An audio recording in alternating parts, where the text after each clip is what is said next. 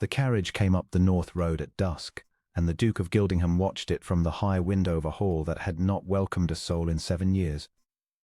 He stood in shadow, as was his habit, so that the failing light would not find the ruined side of his face, and he told himself he felt nothing at all as the horses drew the small dark shape of a woman toward his gate. She was the price of a debt. She was a name on a contract, ink upon a page, a matter settled between her father's ledgers and his own steward. She would arrive, and she would learn to keep to the east wing, and she would fear him as all the county feared him, and that would be the whole of it. He had arranged it so. He preferred it so, yet he did not move from the window, and he did not look away.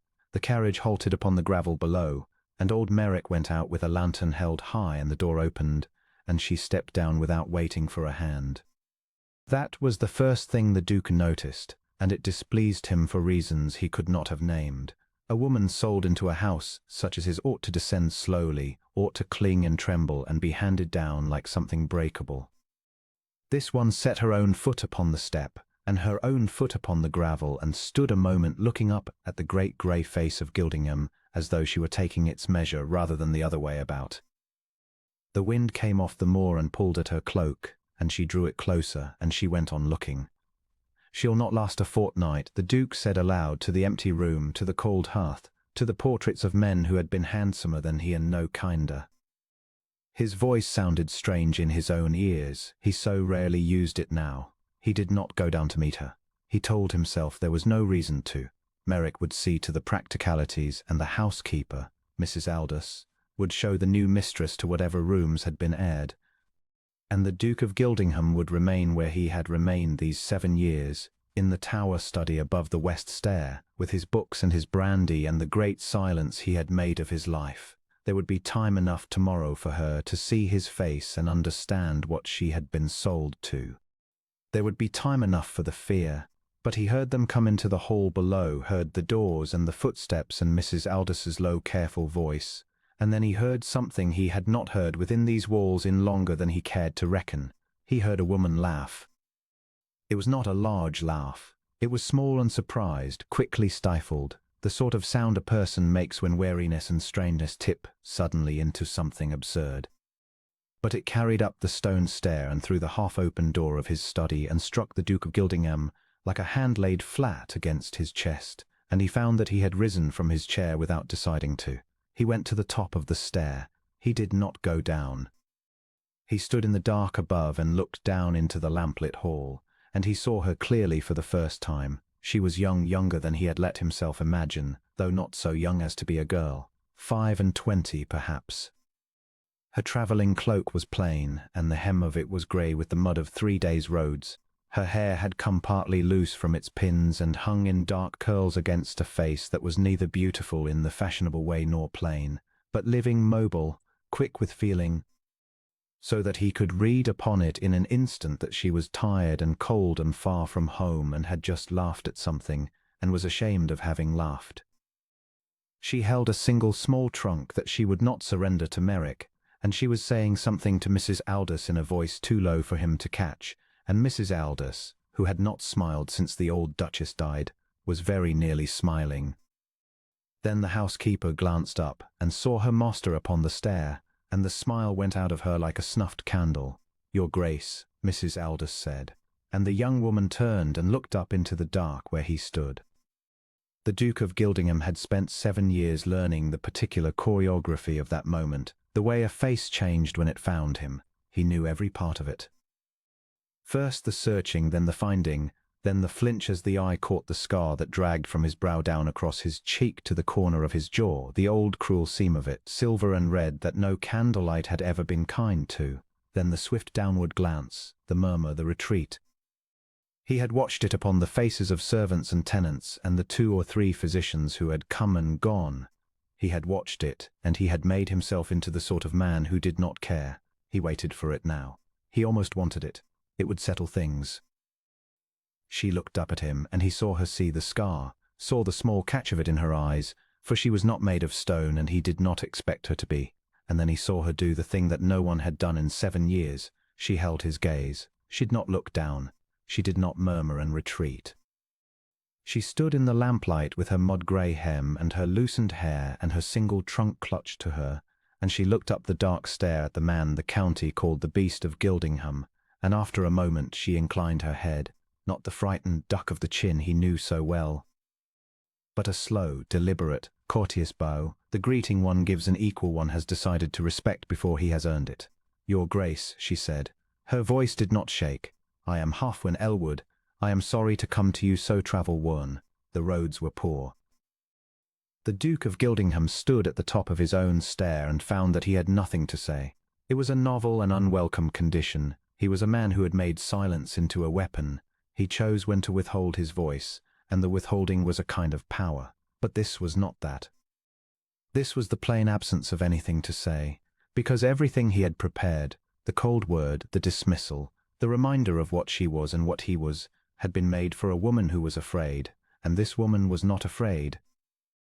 Or if she was afraid, she had decided that her fear was her own affair, and not a thing she would hand to him like a gift. "You will forgive me if I do not come down," he said at last. The words came out harder than he meant them. "The stair is not kind to me at this hour." It was a lie. The stair was nothing to him, but it gave him a reason to remain in the dark above her, unseen, and he reached for it as a drowning man reaches for a spar. "Of course," she said. "You must be tired too. It is a great house to keep." He did not know what to make of that. He was not tired. He was never tired in any way that sleep could mend. But she had said it as though the keeping of the house were a labor they might, absurdly, share, as though she had walked into a fortress built entirely to keep the world at arm's length and had mistaken it for a home that wanted tending. "Mrs. Aldous will show you to your rooms," he said. "You will find the east wing prepared. You need not trouble yourself with the rest of the house. It does not concern you." He meant it as a boundary. He drew such boundaries constantly. They were the walls within the walls. "Keep to the east wing. Do not seek me out. Do not imagine that the contract your father signed has made you anything to me but a matter closed." She heard the boundary. He watched her hear it. And she did not argue, and she did not shrink, but something moved across that living face, not hurt, exactly, though there was hurt in it, but a kind of quiet noticing, the look of a person who has just been told a great deal about a man by the very thing he was trying to hide. "Thank you, Your Grace," she said. "Good night." And she went with Mrs. Aldous toward the east wing, her small trunk in her arms, and she did not look back at him upon the stair, and the Duke of Gildingham discovered that he minded that she did not look back a great deal more than he would ever have admitted. He returned to his study. He sat before the cold hearth and did not light it. He poured brandy he did not drink. Outside the wind went on across the moor, saying the same thing it always said, which was nothing, over and over, in the great voice of an indifferent country. He had bound his life to that voice.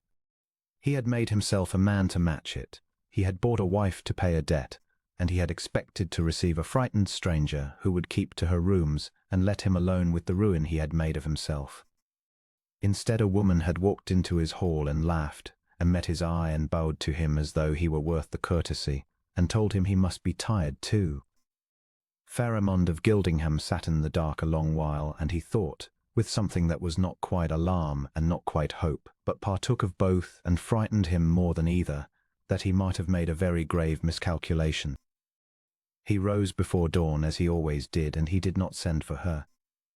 He took his breakfast alone in the small cold parlour, as he always did, and he told Merrick that the mistress would take hers in the east wing, and Merrick, who had served 3 Dukes of Gildingham and outlived his own capacity for surprise, merely bowed and went to see it done. The wedding, such as it would be, was set for the 3rd day. There was no help for that. The contract required it, and the settlement of the debt required the contract, and a special license had already been got at no small expense so that the thing might be done quietly, without banns. Without a church full of the county come to gawp at the beast taking a bride. It would be a small cold ceremony in the private chapel with Merrick and Mrs. Aldous for witnesses and the old rector who was half deaf, and asked no questions. 2 days then, and she would be his wife-in-law, and after that it would not matter whether she met his eye or feared him, because the thing would be settled, and they would each go on within the same walls, separately as strangers do. That was the plan. The Duke of Gildingham was a great maker of plans. He had planned his whole solitude down to the hour. He did not intend to see her again before the ceremony, and so it was with a distinct sense of grievance that he came down to the library on the second morning. The one room in the house he permitted himself to love, 4 walls of books that had never flinched from him, and found Halfwyn Elwood already there, seated in the window embrasure with the pale north light upon her, reading. She had a book open in her lap and another 3 beside her on the seat, and she had found the pot of tea that Mrs. Aldous must have brought her, and she had made herself in the space of a single morning entirely at home in the one place in all Gildingham that he had thought inviolably his own. He stopped in the doorway. She looked up. She did not startle. She marked her place with one finger and looked at him standing there in the full unkind light of morning, where there was no shadow to hide the scar and no dark stair to stand upon, where she could see the whole of the ruin plainly, and she did not flinch. "I hope you will forgive me," she said. "Mrs. Aldous told me I mustn't come into the main house, but she didn't say the library, and I found the door open, and I have never in my life been able to walk past an open library door. My father used to say it was my one great failing." A small pause. "One of them." "You were told to keep to the east wing," the Duke said. "I was told the rest of the house did not concern me," she answered. "But a house full of books concerns me a great deal, your Grace, whether it means to or not. I will go if you wish it." She began to gather her books to leave, and the Duke of Gildingham stood in the doorway of his own library and heard himself, to his own astonishment, say, "Leave them." She looked up. "You may." He stopped. He did not know how to say the thing he had not known he was going to say. "The library is not forbidden," he said at last stiffly, as though granting a great and grudging concession, which perhaps it was. "You may read here, if it pleases you." Something lit in her face then, not triumph, not the calculating pleasure of a woman who has won a small campaign against a difficult man, but a plain undefended gladness, the gladness of a person who loves a thing and has just been told she may keep it. And the Duke of Gildingham, who had armoured himself against fear and pity and disgust and every other look of face could turn upon him, found that he had no armour at all against gladness, and that it went into him like light into a room long shut, and hurt him in the way that light hurts eyes that have grown used to the dark. "Thank you," she said, and then, because she was who she was, and because 2 days from a wedding to a stranger she still had the courage or the folly for it, she added, "Will you not sit, your Grace? I have found a book here, a very old account of the estate, with drawings of the gardens as they were, and I cannot make a name of the man who laid them. You would know, surely, it is your own ground. He should have refused. He had 100 refusals ready, worn smooth with use. He crossed the library, and he sat down in the window light where she could see his face, and he told her the name of the man who had laid the gardens. They married on a grey morning in the private chapel, and the Duke of Gildingham stood at the altar rail and looked at the woman who was becoming his wife and felt as though he were watching it happen to some other man. The chapel was small and cold and smelled of stone and old candle smoke. Merrick stood witness on one side and Mrs. Aldous on the other, and the half-deaf rector read the service in the flat, unhurried voice of a man who had married and buried 3 generations of Gildinghams and expected no surprises from this one. The Duke wore black, as he wore black always. He had chosen his position at the rail with the care of long habit, so that the scarred side of his face was turned toward the shadowed wall, and only the whole side was turned toward her. She noticed. He saw her notice in the swift glance she gave the arrangement of it, and he braced for the pity. But she did a strange thing. When the rector bid them join hands and the Duke put out his right hand, the whole side, the safe side, Halfwyn Elwood stepped, quite deliberately, to his other side. She crossed in front of the altar to stand at his left, at his ruined side, and she took his left hand in both of hers, and she stood there with the scar not hidden from her but full before her, and she looked up into it as she made her vows. The Duke of Gildingham had not wept in 7 years. He did not weep now, but something in his chest turned over like a stone long settled, and he lost the thread of the rector's words entirely, and had to be prompted twice before he could say "I will." Afterward there was no wedding breakfast to speak of. He had forbidden any fuss. And Mrs. Aldous had honoured the letter of it while quietly disobeying the spirit, so that there was at least a good fire in the small parlour and a decent meal laid, and a single sprig of winter greenery on the table that someone had cut from the frozen garden. The Duke ate little. His wife ate with the frank appetite of a woman who had travelled hard and been half-starved by her own nerves for 3 days, and she did not fill the silence with the anxious chatter he had dreaded, but neither did she let it grow cold and hard between them. When she spoke, it was to ask him things, real things about the house, about the moor, about the great grey country beyond the windows, and she listened to his short answers as though they were worth the having. "You need not do this," he said at last. He had not meant to say it. The words came out of some place beneath his careful management. This, he gestured, a small stiff motion of the hand, at the fire, the greenery, the effort of it. "You have discharged your father's debt by standing at that rail. You need not also pretend to find me tolerable company. I will not require it of you. You may keep your own hours and your own rooms. I ask nothing of you but that you not—" He stopped. "That I not what?" she asked. "That you not fear me in my own house," he said. "It wearies me to be feared. That is all I ask. The rest is yours to arrange as you like." She set down her fork. She looked at him a long moment across the small bright table, and he made himself endure the looking, though every instinct he had honed in 7 years told him to turn the ruined cheek away. "Your Grace," she said, "may I say a thing plainly? I find that I do better when I say things plainly, and I have found that this house is very full of things not said. Say it. I am not afraid of you." She said it simply as a matter of fact reported, not a kindness offered. "I was afraid coming here, I will not lie to you. I was very afraid on the road of what I was being sent to. My father owed a great deal to a great many men, and I did not know which of them I was being given to, and I had heard the things they say of you. The beast of Gildingham. That you had killed a man. That you kept the county out with dogs. That your face was a judgment upon your soul." She said this without cruelty, without flinching, the way one lances a wound cleanly rather than let it fester. "I heard all of it. And then I came, and a tired old man carried my trunk, though I told him not to, and a housekeeper who had clearly been told to be cold to me could not manage it. And I understood before I had been an hour under your roof that the things they say are wrong. A house is not kind by accident. Servants are not gentle in a house ruled by a beast. You may frighten the county as you please, your Grace, but you have not frightened the people who actually know you, and that told me everything I needed." The Duke of Gildingham sat very still. "You do not know me," he said. "No," she agreed. "But I intend to. We are married after all. It seems the sensible course." And she picked up her fork again and went on eating, as though she had not just walked to the deepest and most guarded room of him and set down a lamp. He did not sleep that night.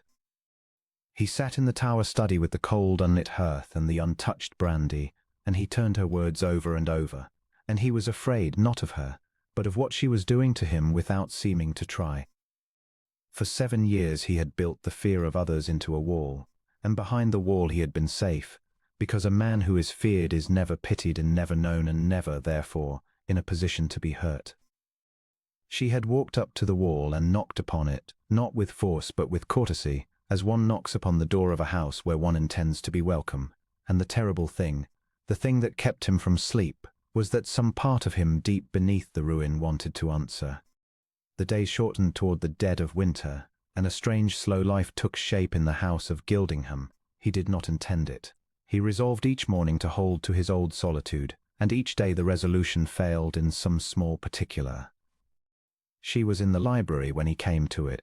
He found he did not send her away.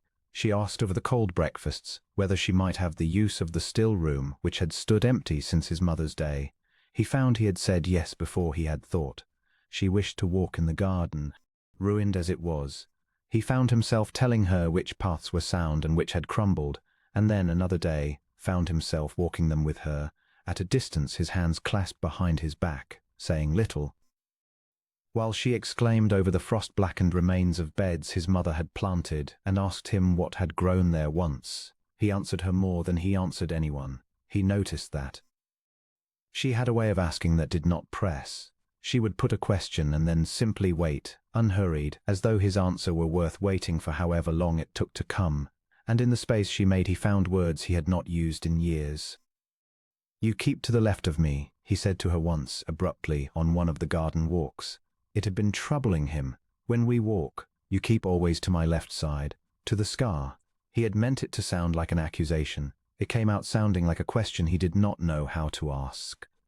She considered this, her breath a small cloud in the cold. Do I? She said. I suppose I do. It is where you least expect to be looked at, I think.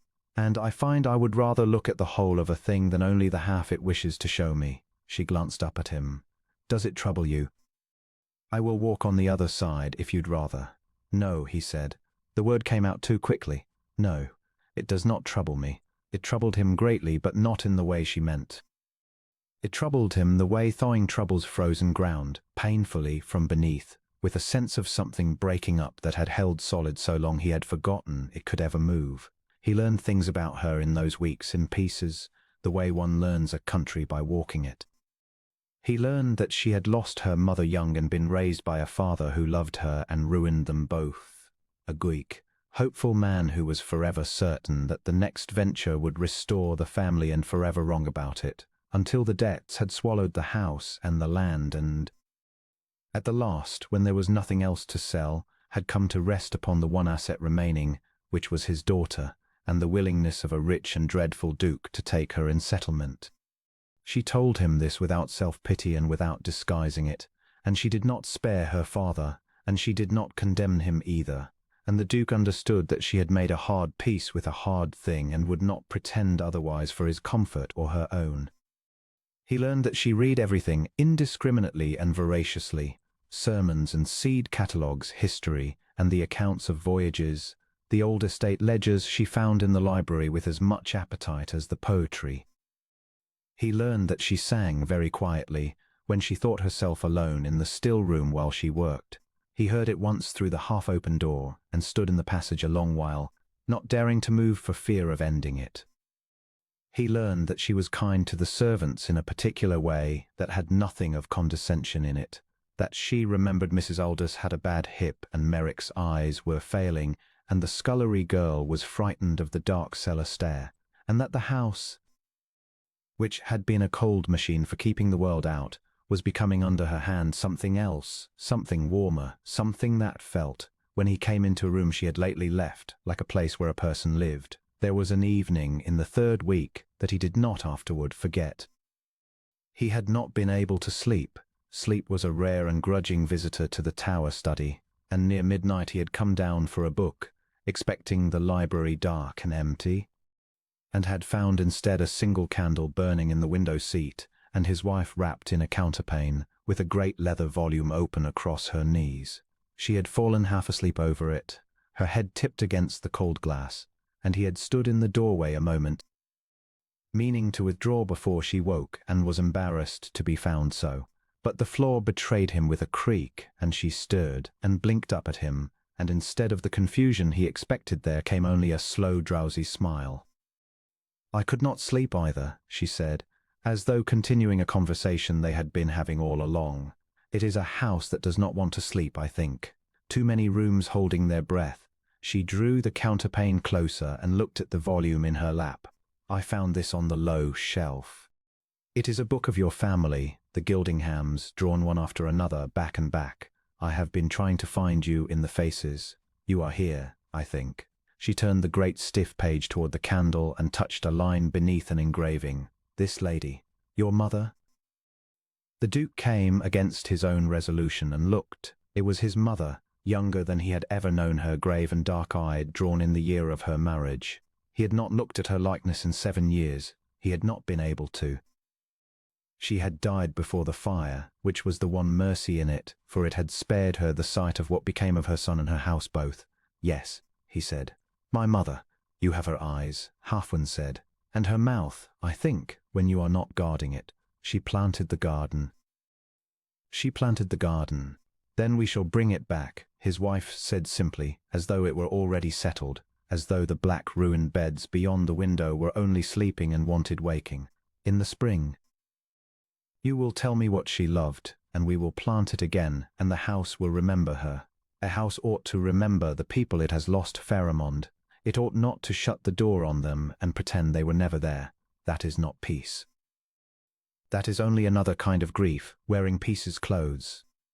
He looked at her a long while in the candlelight, this stranger his money had bought, sitting up past midnight wrapped in a counterpane, telling him gently that he had mistaken his grief for peace, and he did not know whether he wanted to flee the room or never leave it. He said, at last, only, "You should sleep.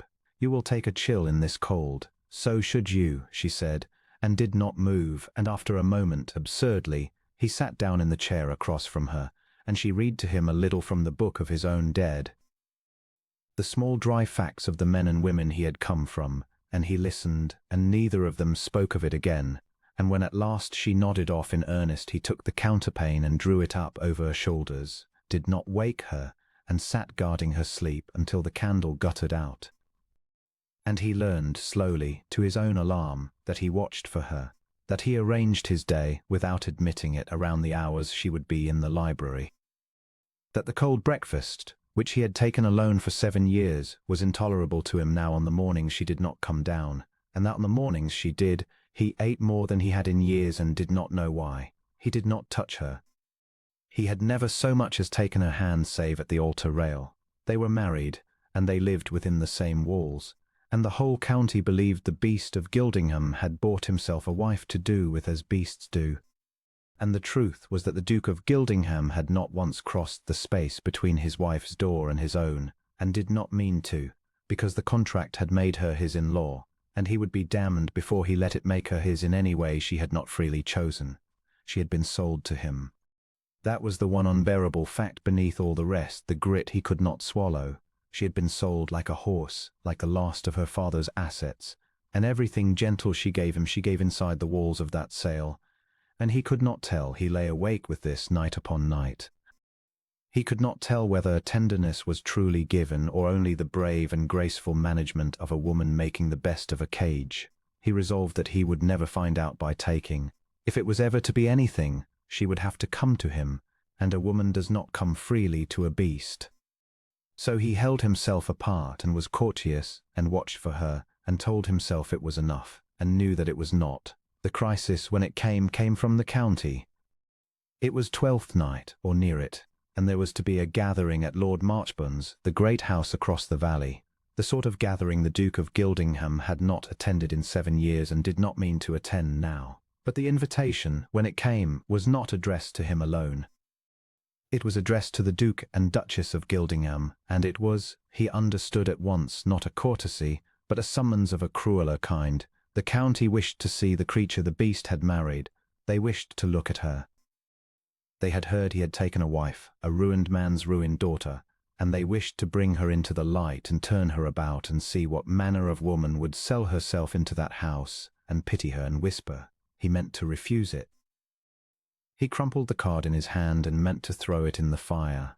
And then he thought of Halfwen standing at the altar rail, crossing to his ruined side, taking his scarred hand in both of hers before God and 2 servants, and he thought that she had faced the worst of him without flinching.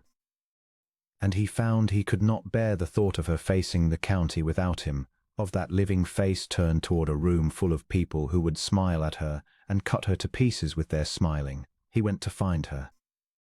She was in the library, of course, in the window seat, with the north light on her hair. "There is an invitation," he said. He put the crumpled card on the table between them and smoothed it flat with the flat of his hand, a small, ridiculous gesture, as though he could undo his own refusal of it before she had even seen it. "To Marchborough's, for 12th night, for," he made himself say it, "for us. They will be unkind, to you especially. They will wish to see what I have married, and they will not trouble to hide their curiosity, and some of them will not trouble to hide worse than curiosity." She looked at the card, and then up at him, and he saw her understand the whole of it in a moment. "And you," she said, "what will they be to you?" The question stopped him. No one had asked it. He had grown so used to being the object of the county's cruelty that he had stopped counting himself among those it could wound. He had made his hide into the wall, and walls do not feel the stones thrown at them, or say they do not. "They will be to me what they have always been," he said. "It is nothing. I do not go among them. That is why I have refused this 7 years running." He drew a breath. "But you are new to it, and I will not send you into that room alone, nor let them think I have hidden you away in shame. So I will take you if you will go. And I will stand at your side the whole of the evening, and the first man or woman who insults you will answer to me for it, and I promise you they know what it is to answer to me." A grim ghost of something crossed his ruined face. "There is some small use in a fearsome reputation on such a night." She was quiet a moment. "You would do that," she said. "You would go back into a room full of people who have called you a beast for 7 years for me, so that I need not go alone." "Yes," he said. He had not thought of it as anything remarkable until she said it back to him. Yes, of course. And Halfwyn Elwood, who was now the Duchess of Gildingham, looked at him with something in her face he had not seen turned upon him in the whole of his ruined life, and reached across the small table, and laid her hand upon his scarred hand, not at the altar this time, not before witnesses, but freely, in empty room, because she wished to. "Then we will go together," she said, "and let them look." Marchborough's great house blazed with light across the valley, and the Duke of Gildingham handed his wife down from the carriage into the cold, and felt every eye in the county turn upon them like the muzzles of guns. He had not been wrong about the nature of the evening. He had been, if anything, too gentle in his warning. The moment they entered the long, bright saloon, a hush ran across it, not silence, but a lowering of voices, a turning of heads, the particular hungry stillness of a room that has got exactly the spectacle it came for. There he stood in the doorway, the beast of Gildingham, out of his lair after 7 years, with the ruin of his face full in the blaze of 100 candles, and there at his side, small and steady in a gown that was 2 seasons out of fashion and pressed with great care, stood the woman he had bought. The Duke felt the old cold armour close over him. He had worn it into worse rooms than this. He lifted his scarred face and let them look their fill, and he did not give them the satisfaction of turning away, but it was not himself he feared for. He felt Halfwyn's hand tighten, very slightly, upon his arm, the only sign she gave, and then she lifted her chin, and she walked into that room at his side as though she had been born to it, and the Duke of Gildingham, who had come prepared to defend her, found himself watching in a kind of wonder as she required no defending at all. Lady Marchborough came to them first, all smiles and knives. "Your Grace," she said to him, and then, turning to Halfwyn with a sweetness that could have curdled milk, "And this is the new Duchess. How very brave of you, my dear, to come among us. We had all so wondered whether we should ever be permitted to see you. Gildingham keeps such a delicate pause, a glance at the Duke's face, such a private house." "He does," Halfwyn agreed warmly, as though it were the highest compliment. "It is the great luxury of my life, Lady Marchborough. I was raised in a house where the whole county came and went as it pleased, and there was never a moment's peace nor a word said that was not repeated at 3 other dinner tables by the following night. You cannot imagine what a relief it is to keep a private house. I recommend it to you most sincerely." There was a small choked silence. Someone nearby smothered a laugh, a real one, surprised out of them. Lady Marchborough's smile stiffened at the edges. The Duke of Gildingham looked down at his wife and understood that he had entirely misjudged the evening. He had thought he was bringing a lamb into a room of wolves. He had brought, it seemed, something the wolves had not reckoned on, something that met their circling with warmth so plain, and so apparently guileless that their cruelty found no purchase in it, but slid off and left them looking in the sliding, faintly ridiculous. They tried, all evening, and all evening she turned it. A young buck of the Marchborough set, emboldened by wine, said something within her hearing about the beast and his bargain, loud enough to carry, and the Duke felt the old killing coldness rise in him, and took a step. And Halfwyn's hand stayed him, and she turned to the young man herself, and said in a voice of clear untroubled kindness that carried just as far, "I am sorry, sir. I did not quite hear you, and I would not wish to miss a compliment to my husband. He is the finest man in this county, and I am very lately come to the great good fortune of being his wife, and I find I never tire of hearing him praised." "Did you mean to praise him?" "Your face says you did not, but surely a gentleman would not say a cruel thing of his host's guest in his host's house. So it must have been praise. Do say it again that I may thank you." The young man went scarlet. He mumbled something and fled. And a stout old dowager near the fire, who had said nothing all evening and missed nothing, thumped her stick once upon the floor in what might have been approval, and said to no one in particular, "Well, there's more to the Gildingham match than we were told. There generally is." The Duke got his wife away not long after. He did not trust himself to stay much longer. The wine was flowing and the cruelty would grow bolder as the night wore on, and besides he had seen what he needed to see, and he wanted her out of that light and away from those eyes and to himself. In the dark of the carriage, where he could try to say a thing he did not have the words for, they rode a long while in silence over the frozen valley road. The lamps of the carriage swung. Her face came and went in the shifting light. At last he said roughly, "You did not need me there at all." "I needed you there very much," she said. "You defended yourself better than I could have defended you. You turned every knife they threw. I stood at your side the whole evening and did nothing but watch." "You stood at my side the whole evening," she said. "That was the thing I needed."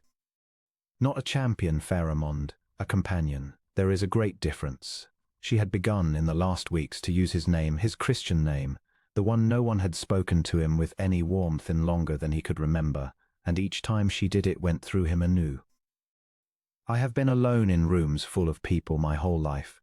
My father loved me and could not protect me from the consequence of his own hopefulness, and I learned very young to turn a room's cruelty by myself, because there was no one to turn it for me. I am good at it. I have had a great deal of practice." Her voice was steady, but he heard beneath it the long cold country of her girlhood. "But I never, in all those rooms, had one person standing beside me who was there for no reason but that he did not wish me to be alone. You cannot know what that is until you have never had it, to turn the whole room by myself, and know that whatever I turned, there was someone at my shoulder who was on my side. I would not have traded that for 100 champions. Do you understand?" The Duke of Gildingham looked at his wife in the swinging lamplight and thought that he was beginning, at terrible cost to the walls he had spent 7 years building, to understand her very well. "I do not know how to be that," he said. It was the most honest thing he had said to another living soul in 7 years. "I have forgotten how to be anything to anyone but a thing they are afraid of." He searched for it. It was easier. To be feared. It asks nothing of you.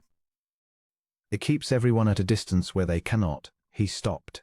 "Where they cannot hurt you," she finished, gently. "Yes, and has it kept you from being hurt?" she asked. "These 7 years, behind the wall, has it worked?" He did not answer. The answer was in the not answering, and she was kind enough not to make him say it aloud. They came back to Gildingham near midnight, and the house was dark but for the fire Mrs. Aldous had left in the great hall. And the Duke handed his wife down, and they stood a moment in the cold under the huge indifferent stars, and something had changed between them in the carriage that neither of them named. He walked her to the foot of the stair. She paused there, one hand on the newel, and looked at him, at his ruined face in the low red firelight, which was the only light that had ever been remotely kind to it, and he thought with a lurch of the heart that she meant to say something, or do something, that would break the careful truce of distance they had kept. But she only said, "Good night, Pharamond. Thank you for standing at my shoulder."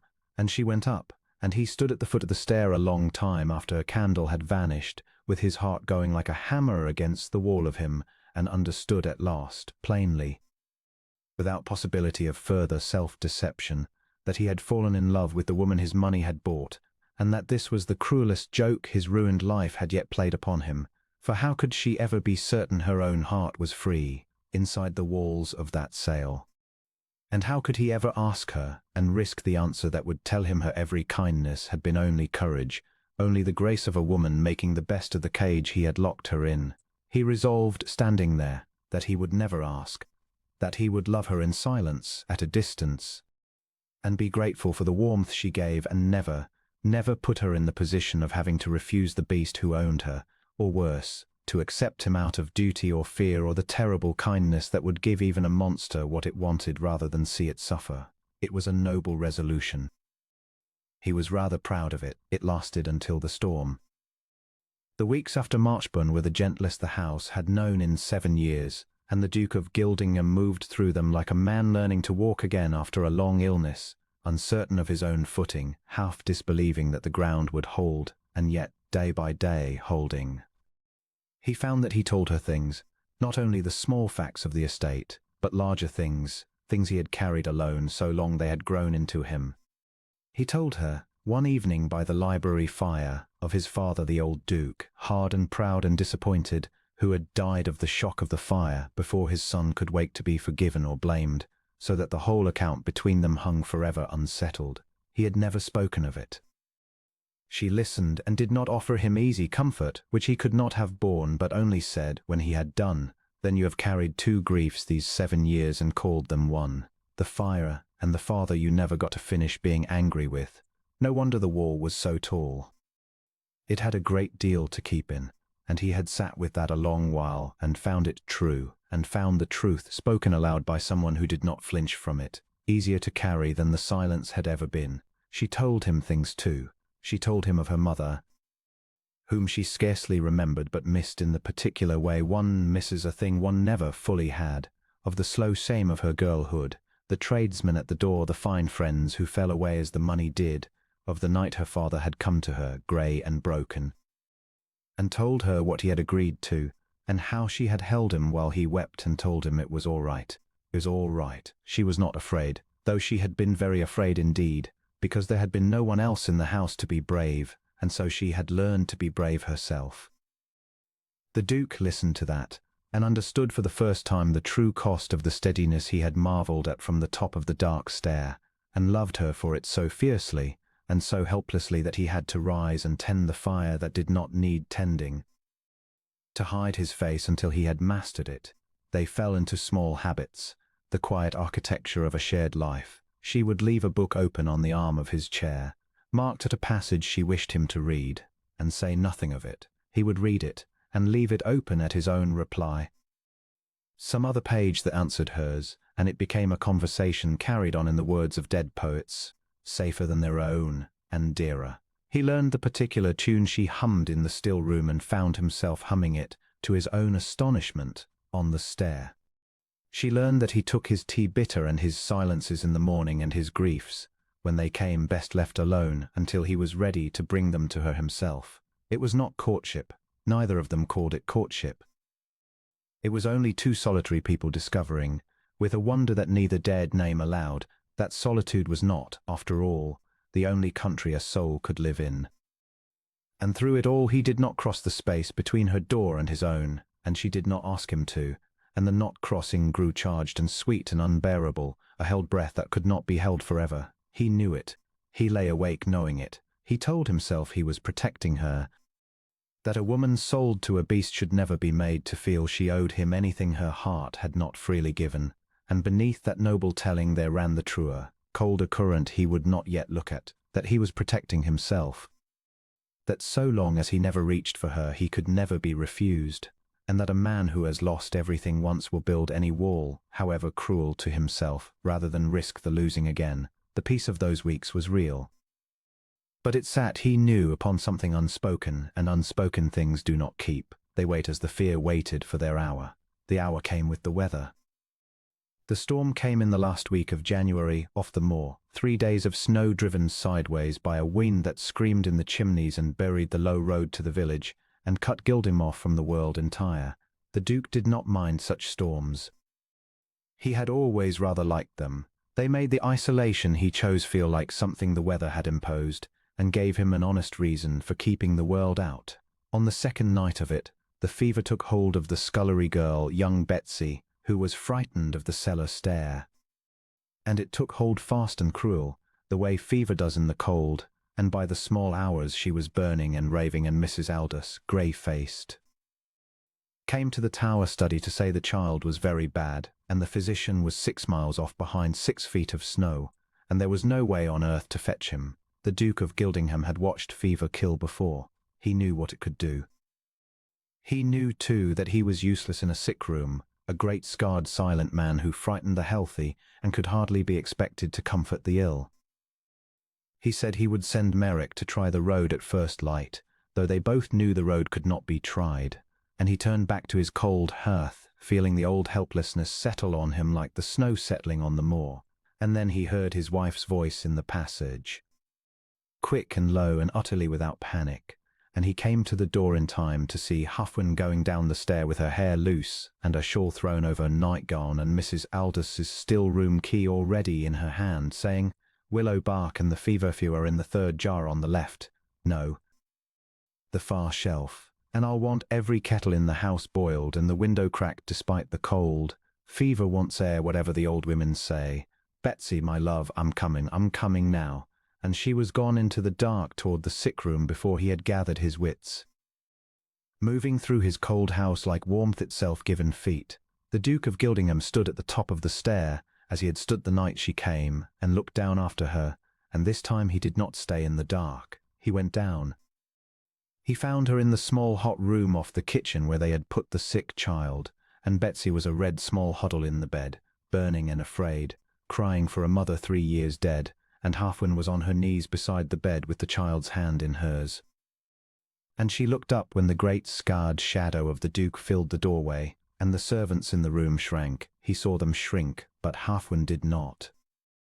"Pharamond," she said, as though his coming were the most natural thing in the world, as though a beast in a sick room were exactly what was wanted. "Good. I need you. I cannot lift her alone to change the linen, and she must be kept dry, and Mrs. Aldous' hip will not let her kneel, and the girls are too frightened to be any use. Come, put your arms here, so, and lift her while I draw the sheet. Gently. She weighs nothing, poor lamb. There." And the Duke of Gildingham, who had not touched another human being in gentleness in 7 years, who was called the beast in every drawing-room in the county, knelt down in a hot dark sick room in the middle of a killing storm and put his great scarred hands beneath a frightened dying child and lifted her as gently as if she were made of glass, while his wife worked beside him and talked to him low and steady, telling him what to do and thanking him when he did it, until the small hours ran together and the fever climbed and broke and climbed again. He did whatever she asked. He carried water and he boiled kettles, and he held the child while she spooned the willow bark tea between cracked lips, and once, near the worst of it, when Betsy woke screaming from the fever dark and would not be quieted, it was the Duke, to his own astonishment, who gathered the burning child up against his chest and held her, ruin of a face and all, and rumbled some low wordless thing he had not known he remembered, some old comfort out of his own lost childhood, until she quieted against him and slept. He looked up over the child's head and found Huffwin watching him. She was grey with exhaustion, and her hair was a wild dark cloud, and there were shadows carved beneath her eyes, and she was looking at him holding the sleeping child, and there were tears standing in her eyes, and she was not turning them away. "There he is," she said very softly so as not to wake the girl. "There is the man. I knew he was in there.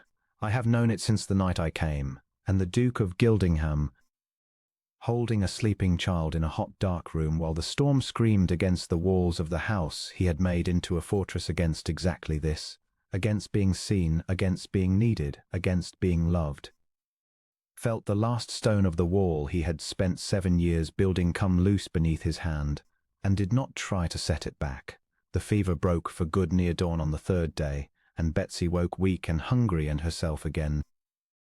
And the Duke of Gildingham carried the good news up to his wife, where she had at last consented to lie down for an hour, and found her asleep in the chair by her own cold fire, still in the shawl and nightgown she had worn for 3 days, and stood over her a long while in the grey snow light, not waking her, only looking. He had never let himself look at her while she slept. It felt like a theft. But she was so far past exhaustion that he could not bring himself to wake her only to say the child would live. And so he stood and looked and let himself, for the length of one held breath, love her openly, with no wall between his heart and his face, because there was no one awake to see. Her hand had fallen open in her lap. He thought of that hand, closing over his scarred hand at the altar, staying his arm at Marchbone's, spooning tea between a dying child's lips, laid warm and free upon his ruined knuckles in the empty library because she wished to. He thought that he would spend whatever remained of his ruined life keeping that hand from the cold, if she would let him, and never ask anything in return, and count it the whole worth of his existence. Then Mrs. Aldous came softly to say the mistress ought to be got properly to bed, and the Duke withdrew, and the moment closed. But something had changed in the house, and could not change back. The storm blew itself out. The world came back to Gildingham, the physician on the fourth day, floundering through the drifts, to find his patient already mending and the beast of Gildingham grave and courteous and asking intelligent questions about the child's care. The village, learning by degrees that the Duke had knelt in a sick room 3 nights running, that the new Duchess had saved the scullery girl with the still-room knowledge that had died out of the great house since the old Duke's mother. The slow turn of talk in the cottages, where a beast who carries a burning child through a fever night begins, however grudgingly, to be spoken of as something other than a beast. The Duke did not care what the village said. He had stopped caring years ago, or thought he had. But he found he cared very much what happened now in his own house, in the warmth that had come into it, in the way his wife smiled him across the breakfast table as though the 3 long nights had made them, at last, something more than 2 strangers keeping courteous distance behind the same walls. They kept the distance still. He was careful of it. But it had grown thin as spring ice, and they both knew it, and neither of them spoke of it, and the not speaking became its own kind of intimacy, a held breath, a thing understood and waited on. It was Hafwin who broke it, in the end, the way she broke everything in that house, gently and without warning and utterly. They were in the library, on a raw bright afternoon with the thaw dripping from the eaves, and she had been reading, and he had been pretending to read, and the fire had burned low, and she set down her book and said, without preamble in the plain way she had, "Pharamond, will you tell me how it happened?" He did not pretend to misunderstand her. His hand went of its own habit toward the scarred side of his face, the old flinching motion, and stopped halfway and fell. "No one has asked me that," he said, "in 7 years. They talk of it endlessly. They have invented a dozen answers, each worse than the last. I killed a man in a duel and God marked me for it. I was mauled by my own dogs. I was cut by a lover's husband. I did it to myself in a madness. Every drawing-room in the county knows exactly how the beast of Gildingham got his face, and not one of them has ever asked me." A dry ghost of bitterness.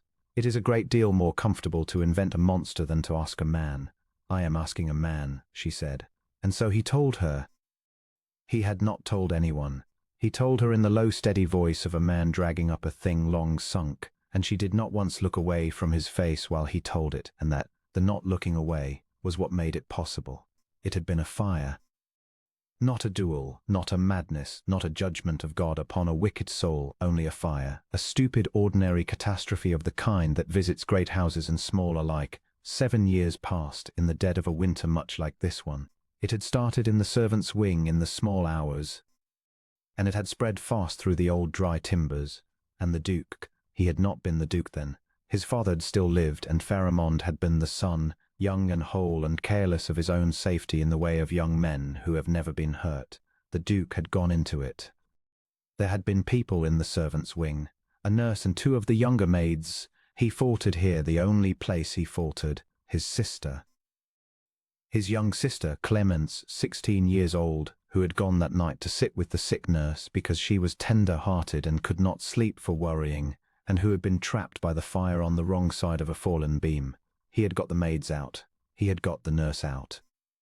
He had gone back for his sister, into the worst of it, into the roaring heart of it where the beams were coming down, and he had found her, and he had very nearly got her out. Very nearly. "The beam came down," he said.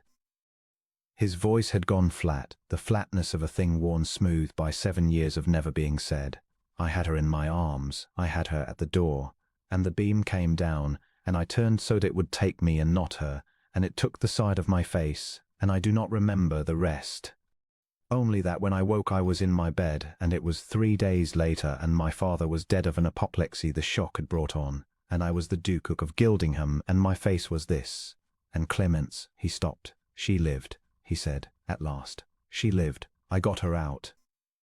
She was burned upon the arm and the shoulder, and she was frightened for a long while of fire and of the dark. But she lived, and she is well, and she is married these 3 years to a good man in the south country who does not care that her arm is scarred. And she writes to me at Christmas and on my birthday, and I do not answer, because," his hand rose again toward his face and again fell, "because every time I see her hand, her scarred hand, in the writing of the letter, I remember that I was too slow." That I had her at the door and I was too slow, and the beam came down, and I might have got her clear a heartbeat sooner and I did not, and she carries the mark of my slowness on her arm for the rest of her life. And you carry the mark of your quickness on your face, Halfwyn said very quietly, for the rest of yours, because you turned so it would take you and not her. Pharamond, you saved her life. You went into a burning house and you carried your sister out through the fire and you turned your own face into the beam to spare her the worst of it, and you have spent 7 years calling that failure. I have spent 7 years, he said, letting a whole county believe I am a beast, because it was easier than letting them pity the man who was too slow. Fear is cleaner than pity. I told myself that. I made a monster of my own face so that no one would ever look at it and be sorry for me. So that they would look at it and be afraid and keep away, and never come close enough to see that beneath the ruin there was only a man who could not forgive himself a single heartbeat's slowness in a fire 7 years gone. He drew a long breath that shook, once at the end of it. I have never said any of this aloud. I did not know I was going to say it to you. Halfwyn rose from the window seat. She crossed the library, the whole length of the room, unhurried the way she did everything, and she stood before him where he sat, so that he had to look up at her, and she reached out and she laid her hand, at last full upon the scarred side of his face. Not beside it, upon it. Her palm warm against the old cruel seam of it that no candlelight had ever been kind to, that no living soul had touched in 7 years, that he had spent 7 years turning away from every human eye. He froze. Every instinct in him screamed to pull back, to turn the ruin away, to put the wall up. He had spent 7 years perfecting that flinch. He did not flinch. He sat very still under her hand and let her touch the worst of him, and he looked up into her living face bent over his, and there were tears on it, running freely, and she was not ashamed of them, and she did not wipe them away, and she said, "This is not the face of a beast." Do you understand me, Pharamond? I have looked at it every day since I came to this house, and I have looked at it now while you told me how you came by it, and I tell you as plainly as I have ever told you anything. This is the face of a man who ran into a fire for someone he loved. It is the bravest face I have ever seen, and I have wanted since the 3rd day I was here to do this. Her thumb moved very gently along the seam of the scar, and to tell you that, and I did not, because you had built such walls, and I did not wish to frighten you by climbing them too fast. But the walls are down now, I think. You put them down yourself, telling me this. So I will say it, and you may do with it as you like. I am not afraid of you. I have never been afraid of you.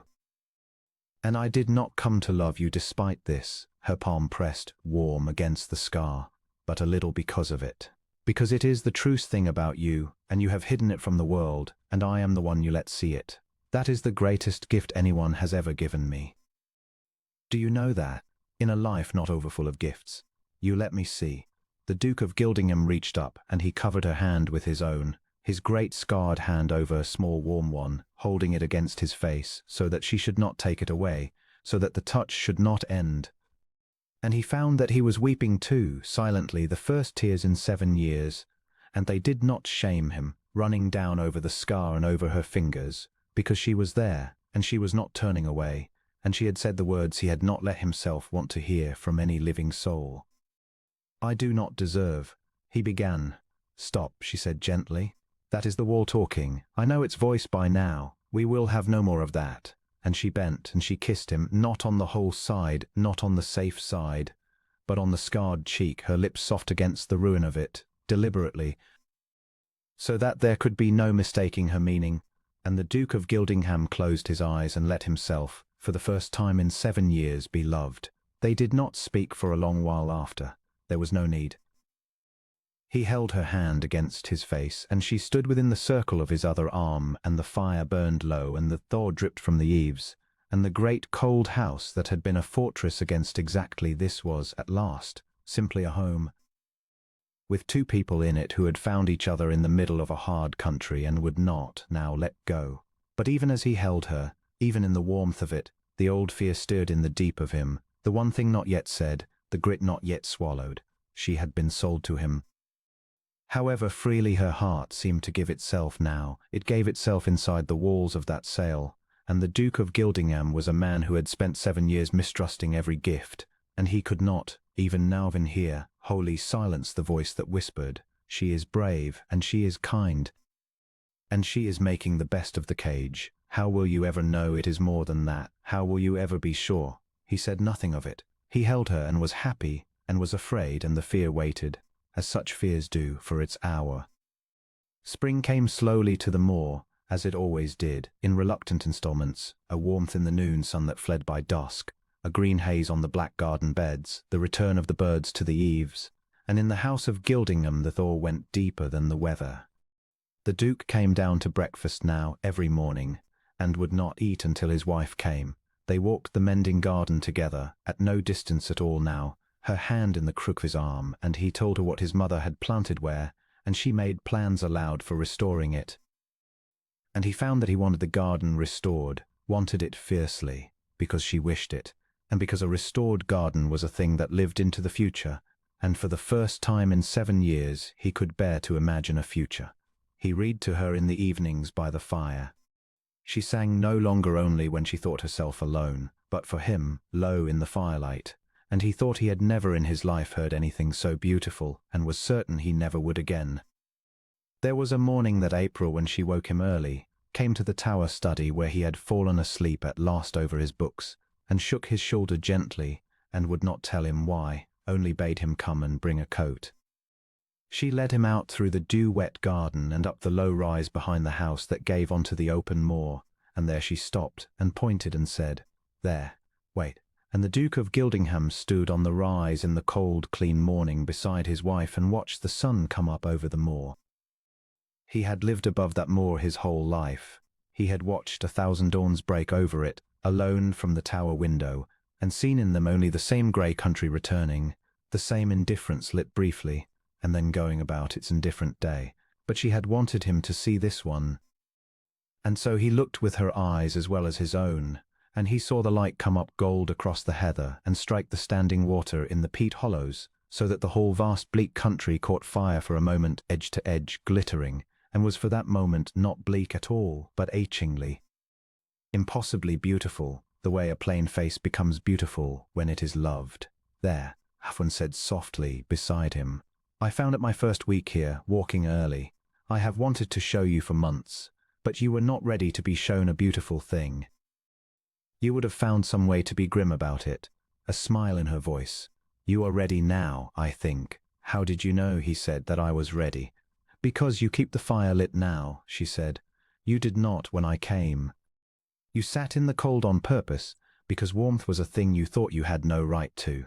And now you keep it lit without thinking, and you come down to breakfast, and you told me the name of the man who laid the gardens, and you let me touch your face. A man learns to be happy the way it comes up, slowly and then all at once, and if you are watching for it you can see the moment it happens." She slipped her hand into the crook of his arm. "This is the moment, Pharamond. I did not want you to miss it."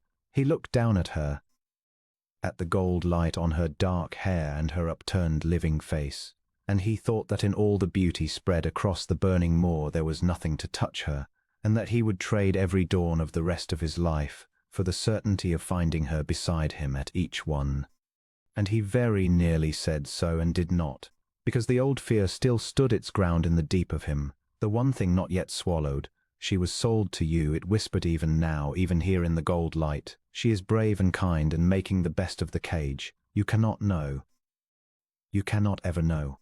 He held her arm and watched the light strengthen and said nothing, and she felt the something unsaid in him as she always did, and did not press it, and they walked back down to the house in the risen sun, with the great fear still waiting, patient, for its hour. He was happy. It was an unfamiliar country, and he moved through it warily as a man moves through ground he does not trust to bear his weight. But it was happiness, and he knew it for what it was, and the knowing was itself a kind of terror. He had lost everything once in a single winter night, in a single heartbeat's slowness. He knew how fast it could go. And so his happiness had beneath it always the cold thread of dread, the certainty that a man such as he did not get to keep such a thing, that the world would find a way to take it, that he was a fool to have let the wall down and let her in where the loss of her could destroy him. The world, as it happened, did not have to find a way. He made one himself. It was a letter that undid him, or rather, undid the careful peace, and forced into the open the one thing he had not let himself say. It came in the spring post, forwarded through the steward, a letter to the Duchess from her father. He did not read it. He would not have dreamed of reading it. But he watched her read it, across the breakfast table, and he watched her face change, watched the gladness in it.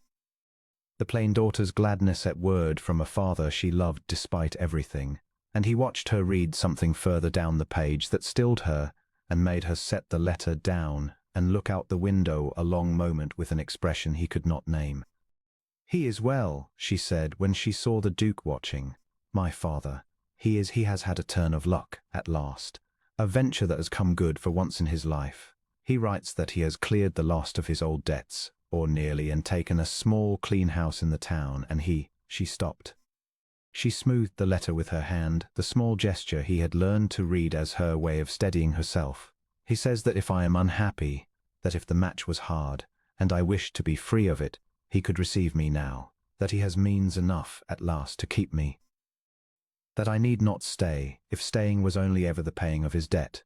He says he has thought of it every night since he let me go, and could not forgive himself, and that he would sooner die poor with me under his roof than rich with me sold into a house I hate." Her voice was very steady. "He thinks I am wretched here. Of course he does. He thinks he sold me to a beast. He has spent all winter thinking it." The Duke of Gildingham sat very still, and felt the cold thread of dread in the deep of him draw suddenly tight, and understood that the hour of the fear had come. Here it was. The thing he had told himself he would never learn the answer to, laid open on the breakfast table. She could go.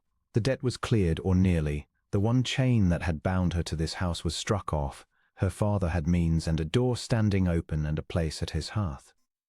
Whatever kept her at Gildingham now was not the sale, not the contract, not her father's ruin. If she stayed freely. And if she stayed freely, then everything she had given him was real, was chosen, was true. And if she went, he rose from the table. He could not sit. The old wall, 7 years in the building and only lately down, stood suddenly half rebuilt in him, thrown up in an instant by pure terror, and he heard his own voice come out cold and formal and dreadful, the voice of the beast.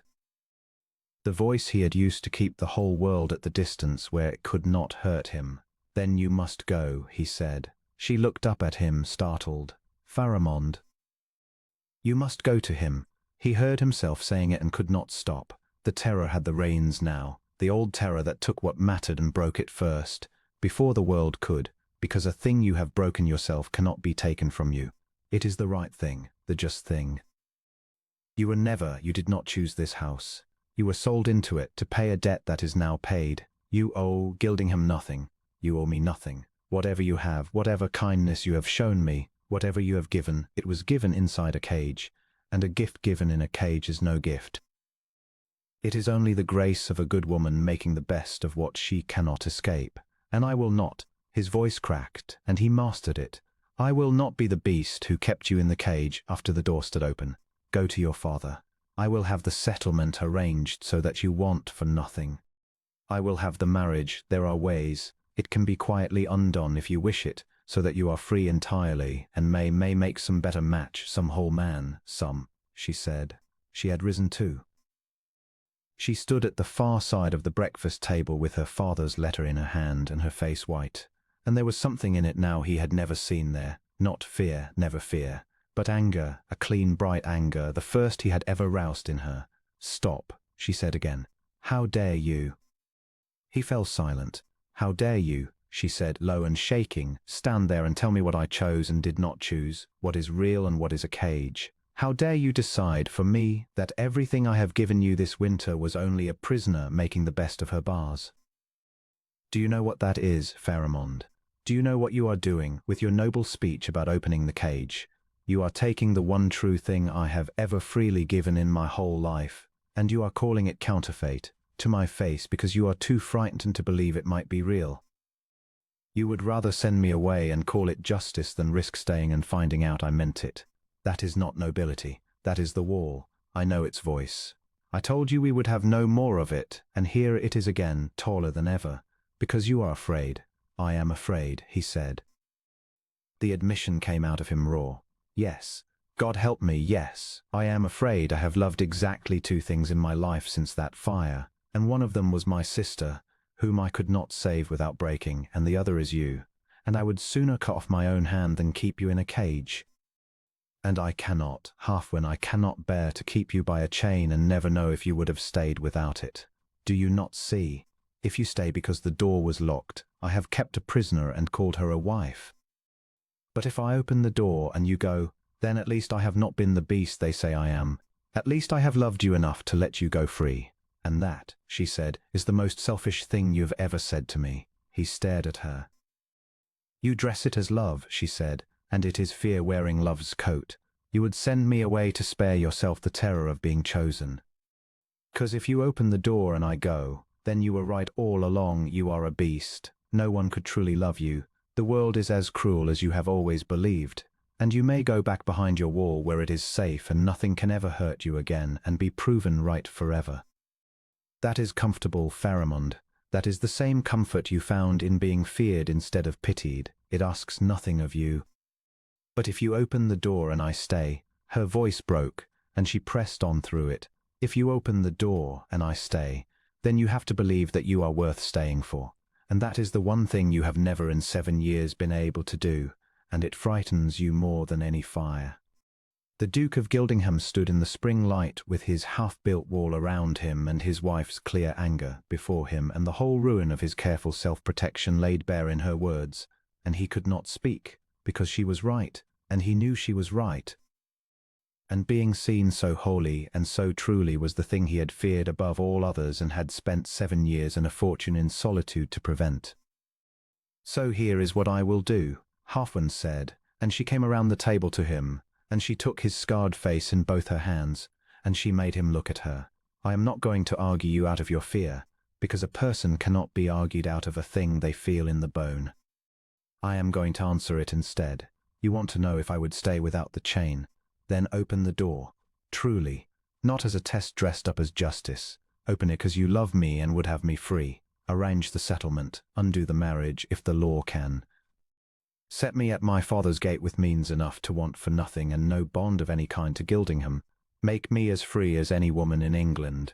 And their thumbs moved along the scar, gently, the touch that had first undone him. And then ask me. Ask me plainly, Pharamond, as one free person asks another with no debt and no cage and no contract between us. Will you stay? Will you be my wife because you choose it and for no other reason on this earth? Ask me that, when I am wholly free to say no, and I will give you your answer, and you will believe it, because you will know it cost me nothing but the truth. She let go of his face. She stepped back. I am going to my father's, she said quietly, for a fortnight. To see him well, and to let him see with his own eyes that I am not wretched, and to be, for that fortnight, a free woman with an open door and every choice before her. Arrange it as I have said. Set me truly free, and at the end of the fortnight, if you have the courage, come. Come to my father's gate, the beast of Gildingham out of his lair, and stand there as a man with nothing to offer but himself and no chain to hold me with, and ask me. And we shall both of us at last know the answer for true. And the Duke of Gildingham, who had built a fortress against being chosen, because being chosen meant believing himself worth the choice, looked at the woman he loved offering him the one thing more terrifying than losing her, the chance to be freely kept, and did not know in that moment whether he had the courage to go. She went 3 days later, and the Duke of Gildingham did the thing she had asked of him, though every hour of the doing was like drawing a splinter from the bone. He had the settlement drawn up by his own attorney, ridden for through the mud of the thawing roads, a settlement so generous that the man protested it twice and was twice overruled. Means enough that Halfwyn Elwood need never in her life depend upon any man's charity again, her own money, in her own name, that no husband and no father could touch. He had the papers of the marriage examined, and learned what the law would and would not permit, and set in motion what could be set in motion, so that if she wished it undone it might, in time, be undone. He signed everything. He gave her, with his own hand, on the morning she left, a folded packet containing the whole of it, her freedom, entire, notarized and sealed, and he watched her take it, and he did not let his face show what it cost him, though she saw anyway, because she always saw. Thank you, she said at the carriage, very quietly. "This is the bravest thing you have done since the fire. I know what it costs you. I know exactly what it costs you." She reached up and touched his scarred cheek, one last time, in the cold spring morning, before the eyes of Merrick and Mrs. Aldous and the stable boys, and she did not care who saw. A fortnight, Pharamond. "My father's house is on Cordell Street, the Blue Door, past the Market Cross. I will be there, and I will hope, every day of it, to hear a knock. A small unsteady smile. Do not make a free woman wait too long." And then she was gone, the carriage down the North Road and over the rise and out of sight. And the Duke of Gildingham was alone in his house for the first time in a season, and discovered that it had become, in that season, unbearable. He had lived in that solitude 7 years and called it peace. Now he walked through the rooms of it, and each one accused him. The library, where the window seat sat empty and the north light fell on no dark head over a book. The still room, silent, the jars in their rows. The breakfast parlour, where he could not bring himself to sit, and took his cold meals standing, and ate almost nothing. The garden half mended, the beds turned but not planted, waiting for a hand that was 2 days' ride away. The whole house had been built to keep the world out, and it had succeeded, and now it kept out the one person he wanted in, and the success of 7 years stood revealed to him at last for what had always been, which was a prison he had built and locked from the inside and called a fortress. He did not sleep. He sat in the tower study with the hearth he now kept lit, because she had taught him, without a word, that a lit fire was not a weakness, and he argued with himself through the long spring nights. The wall said, "Do not go. She offered you an open door. Take it as it was given. You are a ruined man, scarred and grim, and 7 years soured in your own solitude, and she is young and brave and good, and now she is free and rich and might have any whole man in England. If you go to that blue door and stand in the street like a beggar and ask her, and she says no, kindly, gently, with all the tenderness that is her nature, but no, you will not survive it. You did not survive the fire hole. You will not survive this at all.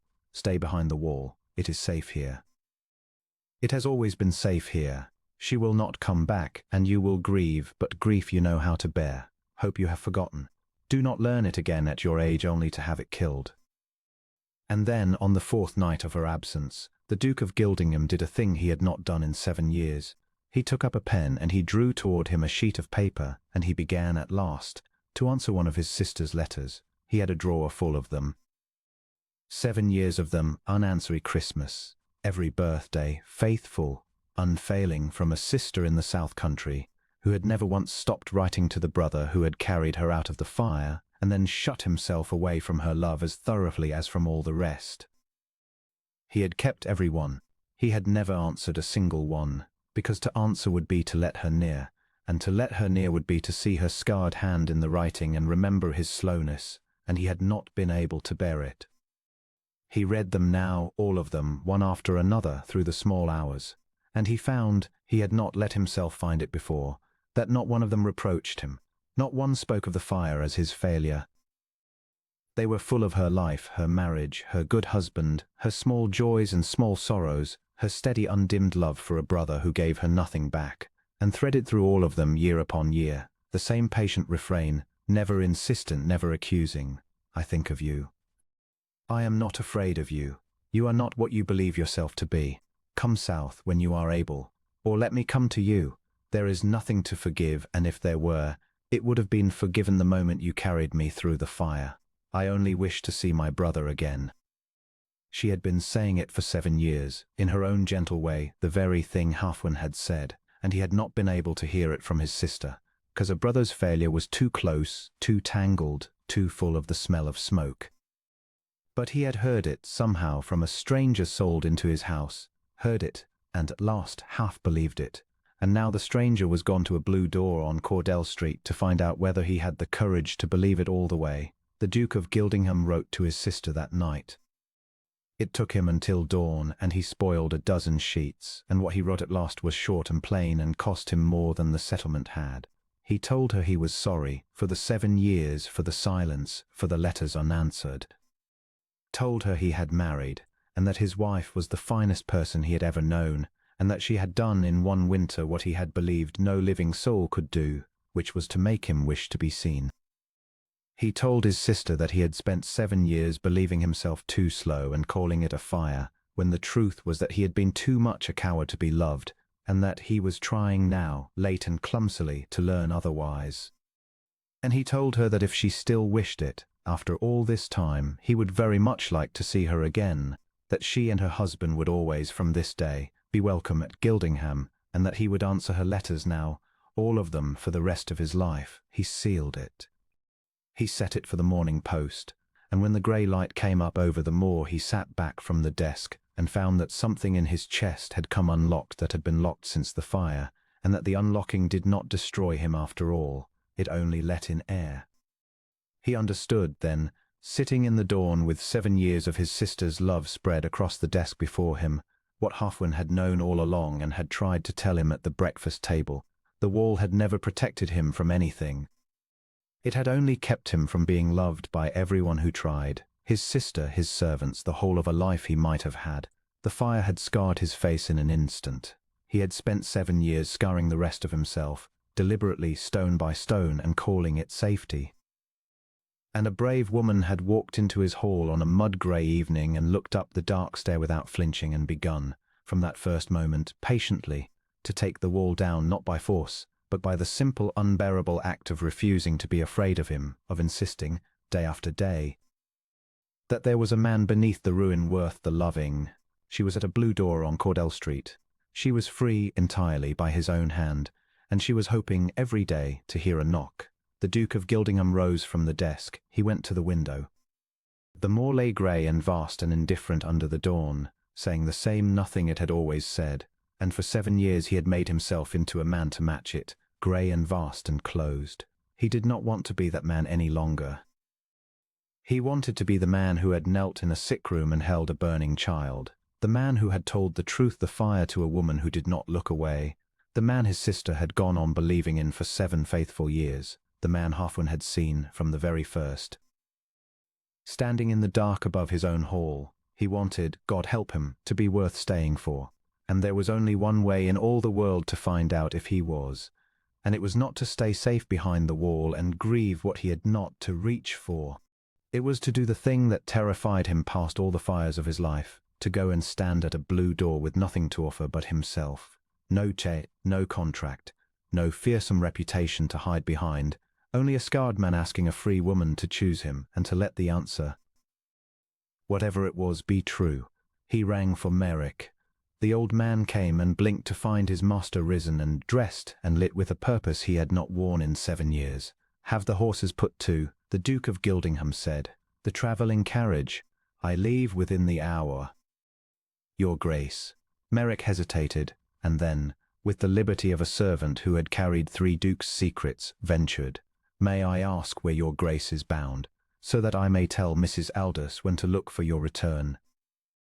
The Duke of Gildingham looked out one last time at the grey moor, and then he turned his scards away from it, toward the south road, toward the town, toward a blue door on Cordell Street past the market cross, where a brave woman was waiting to see whether he would come. Tell her, he said, that I have gone to ask my wife to stay, and that I do not know when I will return, but that when I do, I hope with everything in me that I will not return alone. The journey south took the better part of 3 days, and the Duke of Gildingham felt every mile of it in the tightening of his own nerve, so that by the time the carriage came into the town on the 3rd afternoon he had been half a dozen times on the point of ordering it turned around.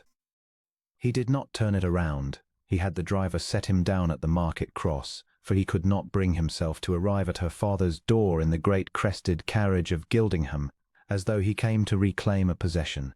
He came the rest of the way out, alone.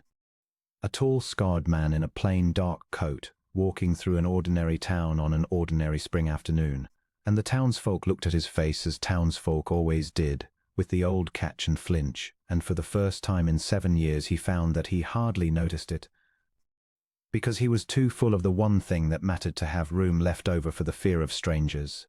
Cordell Street, the market cross behind him, and there, halfway down, a small neat house with a blue door. He stood across the street from it for a long while. The old wall made its last stand in him there, on the cobbles in the spring light. Turn back, said, you are a fool, you are a ruin, Go home to your moor where it is safe and you will never have to hear her say no. He listened to it, and then he thought of his sister's 7 years of letters, and of a burning child gone quiet against his chest, and of a woman crossing an altar to take his scarred hand before God, and he found that the wall had, after all, no more power over him than a shadow has over a man who has decided to walk into the sun. He crossed the street. He raised his hand. He knocked upon the blue door. There were footsteps within, light, quick, unmistakable, and the Duke of Gildingham's heart went against his ribs like a fist, and the door opened and Halfwyn stood in it. She had a dish towel in her hands, as though she had come straight from some homely task. Her sleeves were turned back. There was a smudge of flour on her wrist. She was not dressed as a duchess. She was dressed as a woman at home in her father's house, free, unbound, wanting for nothing, with every choice in England before her. And she looked up and saw who stood upon the step, the scarred man, the beast of Gildingham, out of his lair, come south 3 days over the muddy roads to stand at her father's door with nothing in his hands and nothing to offer but himself, and the dish towel fell from her fingers to the floor, and her whole face broke open with a gladness so complete, so undefended, so entirely without calculation. The last cold thread of dread in the deep of him snapped clean, and he knew the answer before he had asked the question, and he asked it anyway, because she had told him to, because it had to be asked in the open, where both of them could hear it be true. Halfwyn, he said. His voice was not steady. He did not try to make it steady. You are free. I have made you as free as any woman living. There is no debt between us and no contract and no cage and no chain. You need never see Gildham again nor me, and want for nothing to the end of your days. I have come to ask you, as one free person asks another, with nothing to hold you and nothing to offer but a scared and difficult man who did not deserve you and learned too late what you were. He stopped. He made himself say the whole of it, plainly, the way she had taught him to say things. Will you come home? Will you be my wife because you choose it, and for no other reason on this earth? I am asking. God help me, I am asking, when you are wholly free to say no. Will you stay? For a moment she did not speak. Her eyes were bright with tears and her hands had come up to her mouth. And behind her, in the passage of the little house, an older man had appeared, her father. The Duke understood, the good, weak, hopeful man who had sold his daughter and spent all winter unable to forgive himself for it. And the father stood very still, watching, understanding at a glance that whatever he had believed he had done, he had not, after all, sold his daughter to a beast. Then Halfwyn Elwood stepped over the fallen dish towel, out onto the step, into the spring light. And she took the Duke of Gildingham's scarred face in both her flour-smudged hands, the way she had at the altar and in the library, and at the sick-bed and at the carriage, the way she would for the rest of both their lives, and she said, You came. I came. You stood at the market cross and walked the last of it alone so that you would not come to me like a man come to fetch a thing he owns. Do you think I did not see that from the window? I have been watching that street for 4 days, Pharamond. I saw you get down. I saw you come the rest of the way on foot. The tears ran over now, and she laughed through them, the small surprised laugh he had first heard from the top of the dark stair on the night she came, the sound that had struck him like a hand laid flat against his chest. You asked me if I would stay. Let me answer you as plainly as you asked, so there is never again any doubt in you. So the wall can never say otherwise, not on our worst day, not in 50 years. Yes, I choose you. Not the debt is paid. Not the contract, you have torn it up with your own hand. Not fear, and not duty, and not the brave making best of a cage. I choose you, the man, the whole of you, the scar and the silence and the 7 years of walls and the stubborn, frightened heart under all of it that ran into a fire once and has been afraid ever since of being loved. I choose that man. I would have chosen him from 1,000 whole and easy men. I chose him the 3rd day I was in your house, and I have chosen him every day since, and I will go on choosing him freely with the door standing open behind me the whole of my life, until the very last day I am given. Yes, Pharamond, take me home. And the Duke of Gildingham, on the step of a small house with a blue door, in an ordinary town in the plain spring light, gathered his wife into his arms and her as though he had come at last, after a long cold 7 years' journey through a hard country, to the one warm place in all the world, and he bent his scarred face to hers, and she lifted hers to his freely, wanting nothing, holding nothing back.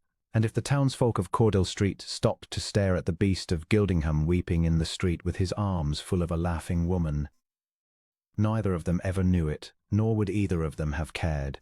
They stayed a week at her father's house, and it was a good week.